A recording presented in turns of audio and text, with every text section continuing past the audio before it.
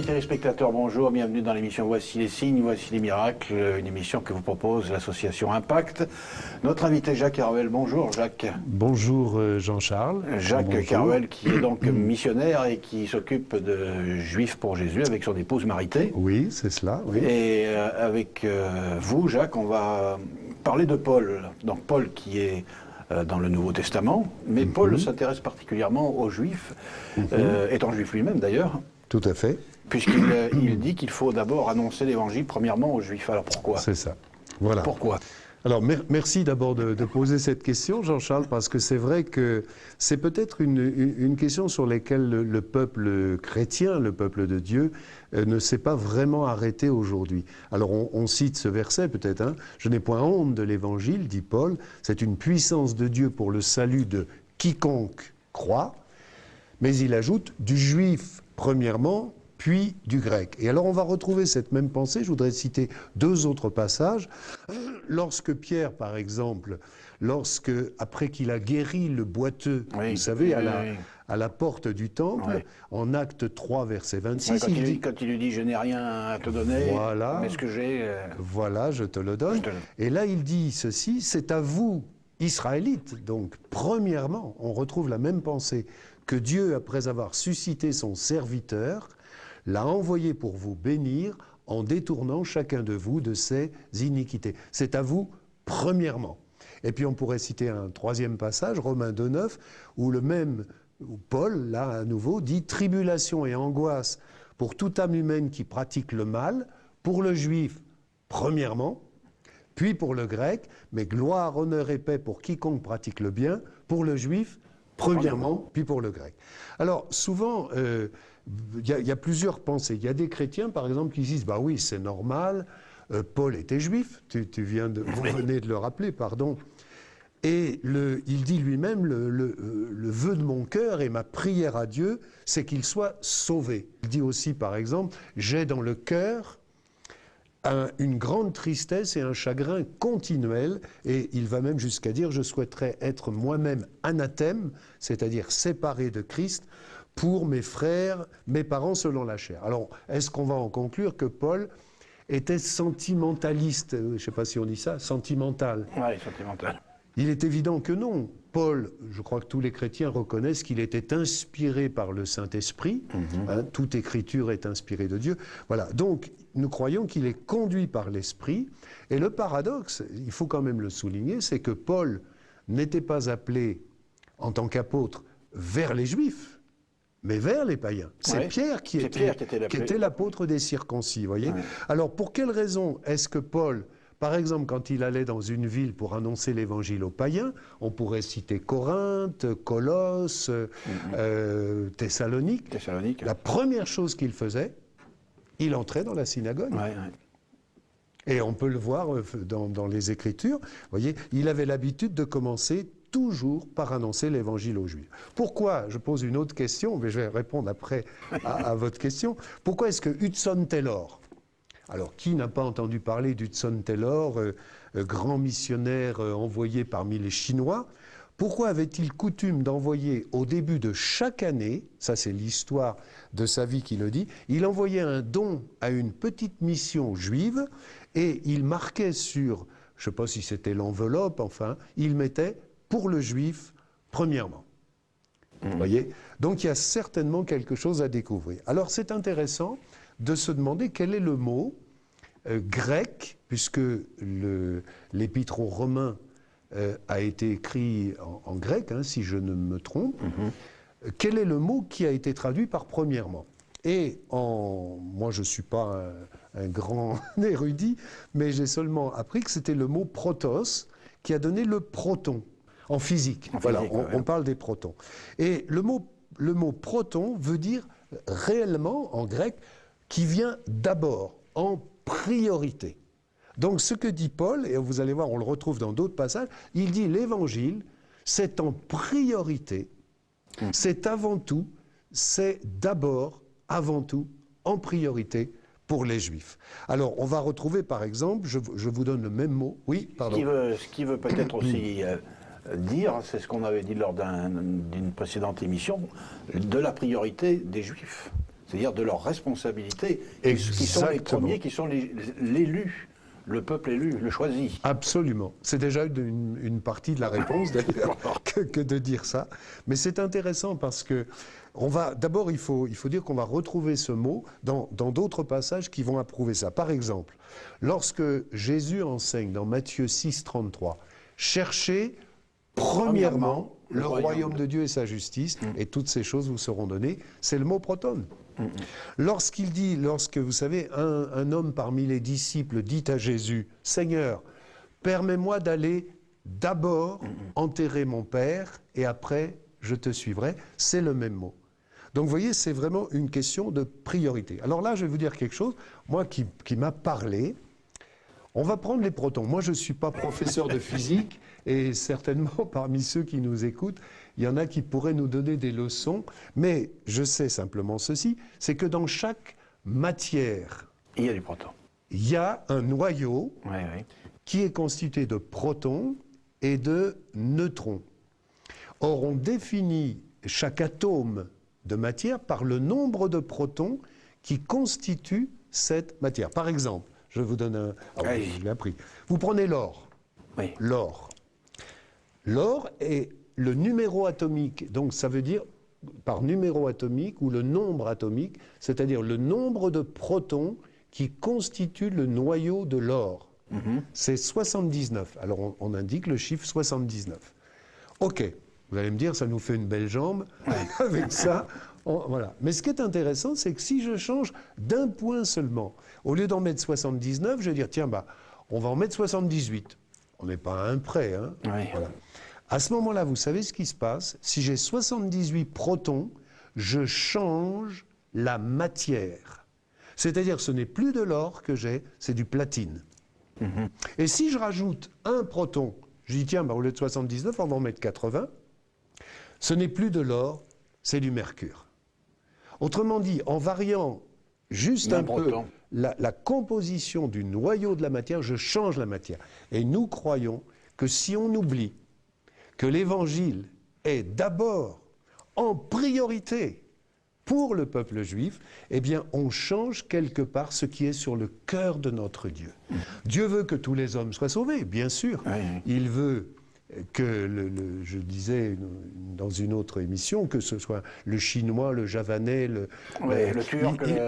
Voilà, il veut que tous les hommes soient sauvés, mais le Juif... Premièrement, plus que tout. Alors on pourrait donner plusieurs raisons pour cela, on peut essayer d'en énumérer quelques-unes. Je crois que ça rejoint un peu l'émission qu'on a faite précédemment. C'est parce que une des premières raisons, c'est que l'annonce de l'Évangile au peuple juif est étroitement liée à la vocation, la mission unique d'Israël, qui est d'être un peuple, une nation élue, mis à part, choisi pour Dieu et ses desseins. Et voilà, alors on pourrait citer quelques passages, je cite par exemple Exode 19, versets 5 et 6, « Maintenant, dit l'Éternel, si vous écoutez ma voix, et si vous gardez mon alliance, vous m'appartiendrez en propre parmi tous les peuples, car toute la terre est à moi. Quant à vous, vous serez pour moi un royaume de sacrificateurs et une nation sainte, mise à part. Voyez, bon, on pourrait citer Deutéronome 7, 6, « Tu es un peuple saint pour l'Éternel ton Dieu ». Je crois que si on prenait tout l'Ancien Testament, il parle d'Israël, de toute façon... Tout à fait. C'est ça. Tout à fait. C'est la pupille... Et rappelons-nous que la nouvelle alliance a été faite avec la maison d'Israël et la maison de Juda. Voici l'alliance nouvelle que je ferai avec la maison d'Israël et la maison de Juda, dit l'Éternel dans Jérémie 31, 31. Et donc les non-juifs, les goyim, ont été greffés sur cette nouvelle alliance. Donc la stratégie de Dieu, c'est d'apporter l'Évangile aux futurs messagers de la bonne nouvelle, qui étaient d'abord les Juifs. C'était la stratégie que Dieu voulait pour le peuple juif. Donc c'est je veux dire, une vocation capitale. C'est une vocation capitale. Et nous croyons que plus grand sera le nombre de Juifs qui vont accepter Jésus, en attendant qu'arrive ce jour, bien sûr, dont parle Zacharie 12. Hein. Alors ils reconnaîtront celui qu'ils ont percé, ils tourneront les yeux vers lui, ils pleureront sur lui. On aspire tous à ce jour, bien sûr, mais en attendant ce jour, nous croyons que plus grand sera le nombre de Juifs qui reconnaîtront que Jésus est leur Messie, plus cette vocation qu'ils sont appelés à jouer sera remplie en tant que peuple. Voyez. Alors une question que je pense doivent se poser tous ceux qui nous regardent, si les Juifs n'ont pas reconnu Jésus comme leur Messie, oui. Quel est le Messie qu'ils attendent? Quel serait ce Messie qu'ils attendent? Il serait représentatif de quoi et comment? Voilà. C'est intéressant parce que tous les Juifs déjà n'attendent pas, contrairement à ce qu'on pourrait penser, n'attendent pas forcément la venue du Messie. Pour certains, le Messie sera simplement une ère messianique, pas forcément un homme. Et je crois pouvoir dire, bon, en tout cas moi j'adhère à cela, que lorsque, par exemple, avant l'arrivée d'Hitler au pouvoir, mais ça c'est une pensée que j'ai, beaucoup de Juifs étaient convaincus que l'Allemagne, qui était au summum de l'Europe, en matière d'art, de culture, c'était vraiment le pays, les grands musiciens, les grands écrivains, vraiment, l'Allemagne a donné d'ailleurs par 3 grands juifs, hein, on pourrait citer Einstein pour la physique, Freud pour la psychanalyse, et Marx. Karl Marx. Voilà. Donc il pensait que c'était l'avènement, vous voyez, d'une ère messianique. Et alors bon, c'est déjà bon à préciser, tous ne pensent pas que le Messie sera forcément un individu. J'avais lu aussi quelque part, mais bon, je sais que Napoléon avait été aussi Napoléon avait été reconnu par les Juifs comme quelqu'un d'assez messianique dans son style. C'est possible, oui. Là, je n'ai pas trop de données là-dessus, mais c'est tout à fait possible. C'est pour dire que l'attente messianique est peut-être extrêmement diverse. Certains Juifs pensent également que, certes, le Messie sera un homme, mais en tout cas, il ne sera pas Dieu. Oui. Il ne sera pas Dieu.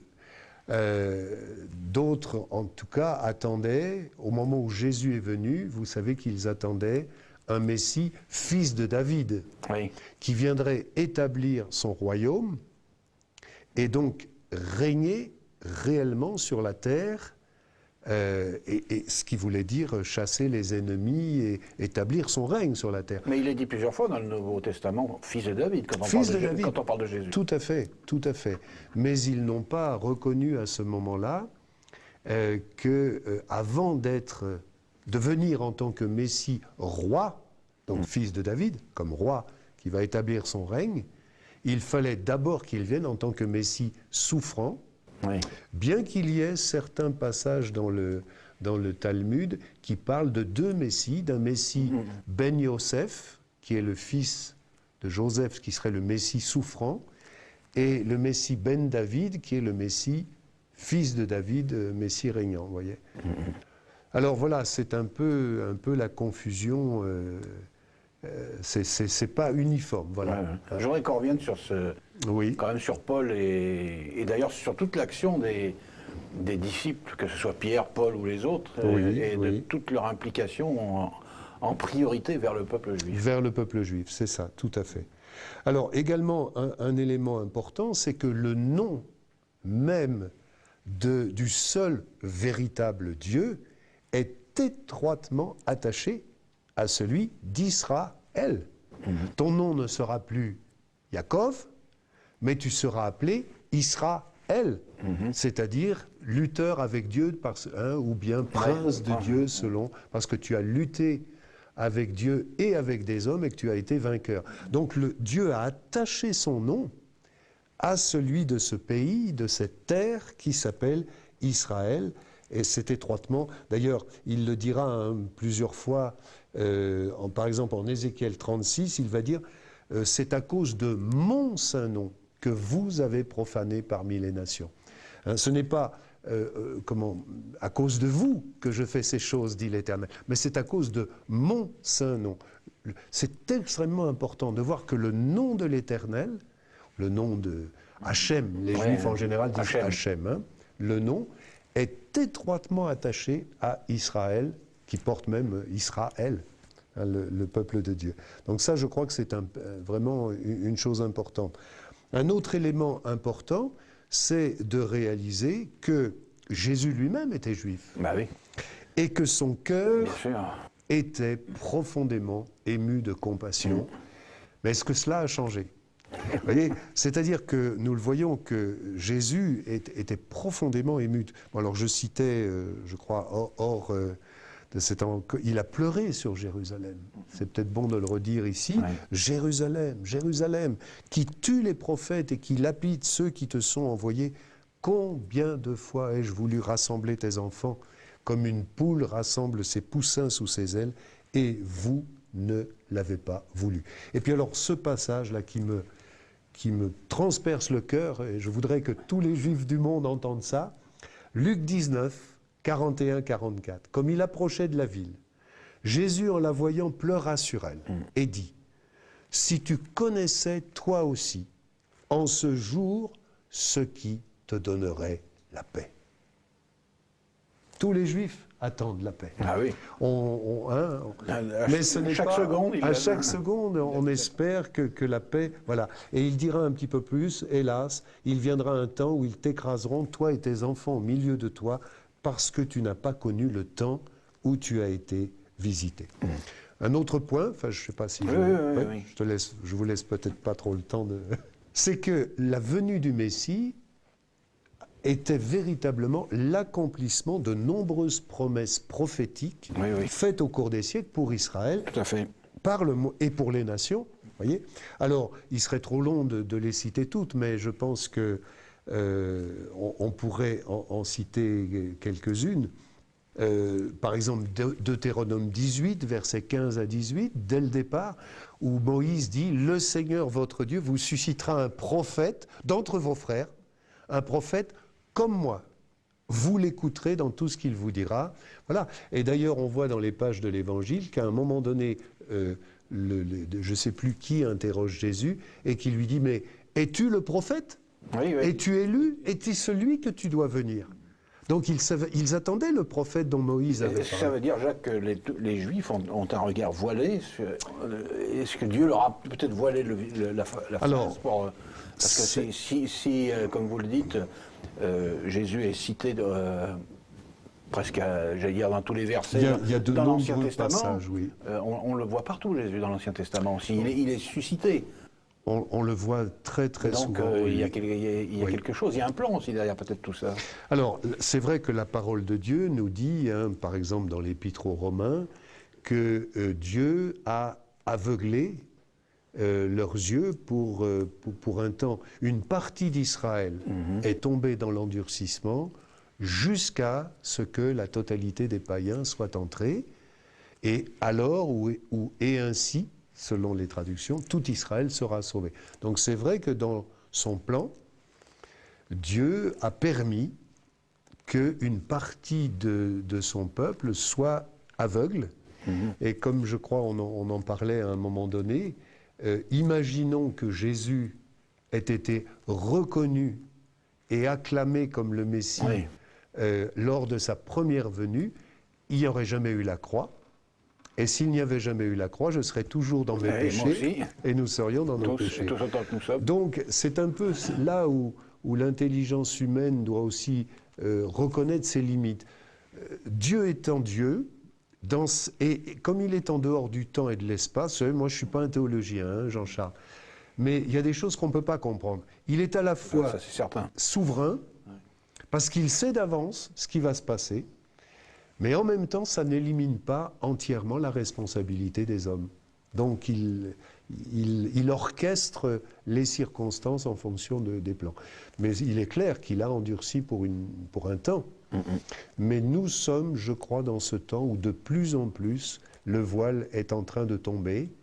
Et nous voyons avec grande joie, nous, à Juifs pour Jésus, que de plus en plus de Juifs reconnaissent Jésus, Yeshua, comme leur sauveur. Voyez, donc on voit quand même que c'est le temps, quoi, de plus en plus. D'où aussi cette importance de Juifs pour Jésus et d'autres j'allais dire, de suivre un peu cet exemple de Paul, d'aller en priorité annoncer aux Juifs, premièrement, voilà, que le royaume des cieux s'est approché d'eux à cette époque, et qu'il faut qu'ils reconnaissent leur...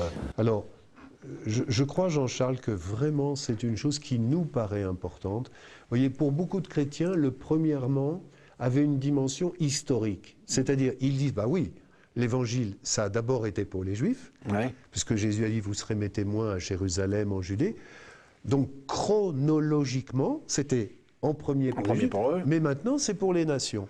Et je crois que c'est une mauvaise compréhension de ce qui est sur le cœur de Dieu. Comme on l'a expliqué tout à l'heure, c'est une priorité. Et c'est vrai qu'aujourd'hui, quand vous voyez l'Église en général, voyez, on va penser à l'évangélisation des musulmans. Et alléluia, les musulmans ont besoin d'entendre l'Évangile. On va penser à l'évangélisation des bouddhistes, voilà, ou d'autres. Voilà. Et nous disons amen à cela. Mais le paradoxe, c'est que le peuple auquel on pense le moins pour annoncer l'Évangile, c'est les Juifs. Comme si le fait d'être juif, en soi, était un gage de salut. Vraiment, je ressens ça fortement dans mon cœur, vous voyez. Le fait d'être juif ne vous sauve pas. En tout cas, si je comprends l'Évangile tel qu'il nous est présenté dans la Nouvelle Alliance, n'est-ce pas, il faut qu'il y ait une repentance et une foi dans ce Messie Jésus qui a été donné.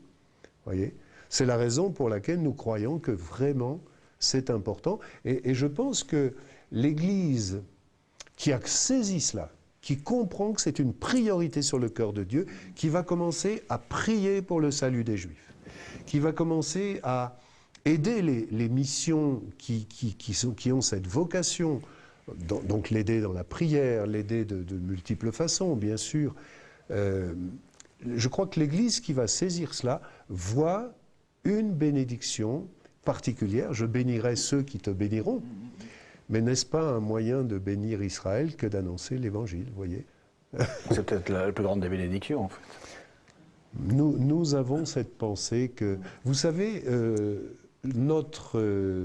alors, je ne voudrais pas dire une bêtise. En tout cas, l'un de nos responsables internationaux a dit « Le plus grand acte d'antisémitisme, c'est de ne pas annoncer l'Évangile au peuple juif. » Parce que si je suis convaincu qu'il n'y a sous le ciel aucun autre nom qui ait été donné parmi les hommes, y compris les Juifs, par lequel nous puissions être sauvés, si je suis convaincu de ça, et que je n'annonce pas à ce peuple que je dis aimer celui qui est venu pour les sauver, est-ce que je peux encore dire que je les aime véritablement? En tout cas, nous répondons, nous, à Juifs pour Jésus, chacun rendra compte à Dieu. Mais pour nous, aimer les Juifs, c'est bien sûr les respecter, prendre position, oui, contre la désinformation, les mensonges des médias, etc.